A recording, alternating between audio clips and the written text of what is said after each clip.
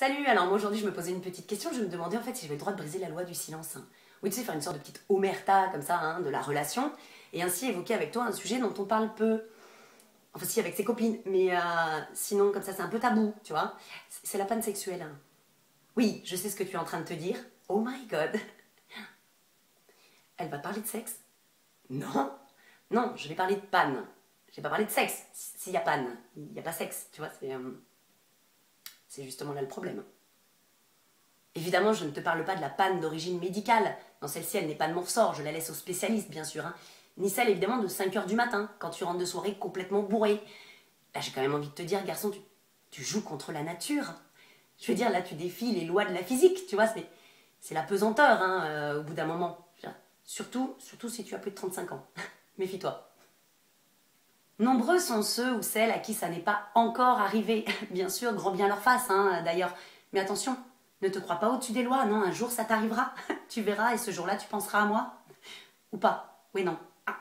Alors si je ne te parle pas de la panne médicale ni de celle du mec bourré à 5 heures du matin, c'est pas non plus pour te parler de celle de ton mec avec qui tu es en couple depuis 10 ans. Non, c'est pour te parler de celle en début de relation. En tout début de relation, tu vois. Limite, j'aurais tendance à te dire la première. Voilà. Oui, celle en fait qui pourrait faire qu'il n'y ait pas de relation par la suite. Voilà. Alors j'ai remarqué une chose quand même, c'est que généralement, que ce soit les hommes comme les femmes, on va sortir toujours les mêmes types de phrases. À la con, bien sûr. Généralement, dans cette situation, les mecs, ils ont 3 phrases fétiches, alors que bizarrement, nous les filles, on n'en emploie qu'une. Par contre, sache une chose, c'est qu'on est complètement mytho. Ce qu'on va te dire, on ne le pense pas du tout. C'est totalement bidon. Waouh, trop chanceuse la gonzesse. Attends, j'ai été sélectionnée pour être ta première panne sexuelle. Ah, je suis toute émue, putain. Je suis à 2 doigts de m'applaudir, sérieux. Non, faites un peu attention à ce que vous dites ou pas, les gars, là. Non, parce qu'attention, là, tu peux mener vite fait la gonzesse à un suicide par ingestion de capote, quand même, Fais gaffe, merde. Aïe. Ouais, alors là, j'ai comme une envie de te dire que mon corps, mon ego et moi-même, on est vraiment ravis d'apprendre que tes nombreuses conquêtes au préalable étaient extrêmement satisfaites, grand bien te fasse. Par contre, toi, il y a un truc qu'il va falloir que tu apprennes aussi. Ouais, c'est le tact.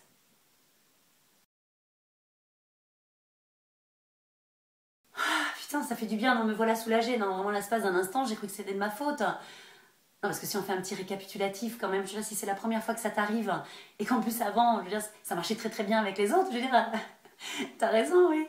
Ça vient pas de moi, non. Non, du tout.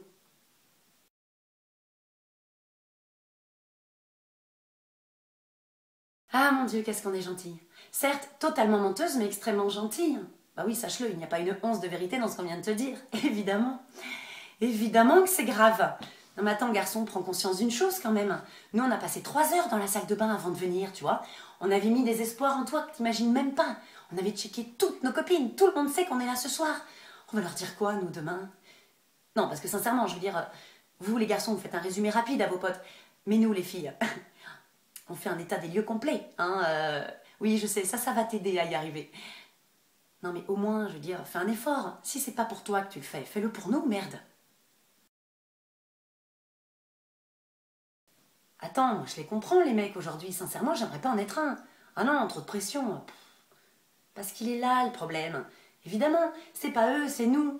Depuis quelques années, je sais pas pourquoi, on a l'impression que leur balance un challenge à la productivité aux gars, quoi. Qu'ils arrivent, ils ont l'impression de faire la finale de Roland-Garros. Ok, je te l'accorde, on n'a pas trop la gueule de Federer, mais quand même. Crois-moi, j'ai bien étudié le sujet. Oui. Oui, il s'avère effectivement que 41% des hommes avouent avoir déjà eu une panne sexuelle, contre seulement 31% des femmes qui disent que leur partenaire a eu un petit souci. Alors soit il y a eu un gros problème au niveau du calcul, soit finalement tu te rends compte que c'est les femmes que ça gêne, pas les hommes.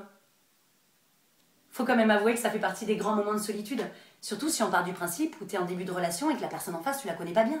Ah bah non, là tu vas cumuler des handicaps, gars. Pression plus gêne. Autant te dire que tu es au fond du seau, c'est la double peine comme on appelle. Oui, surtout que je ne veux pas être rabat-joie, mais si tu as raté la première fois, il y a de grandes chances que tu rates la deuxième aussi.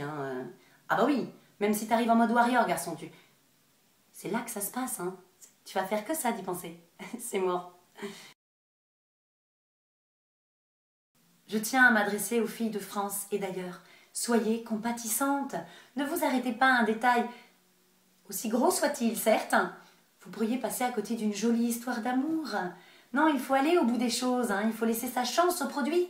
Et pourquoi pas l'aider, bien sûr, à surmonter cette pression, je ne sais pas moi. Peut-être qu'il serait bon qu'avant le match, il s'entraîne un peu. Voilà. Ou mieux. Tu éteins la lumière, et tu lui dis de penser à quelqu'un d'autre, comme nous.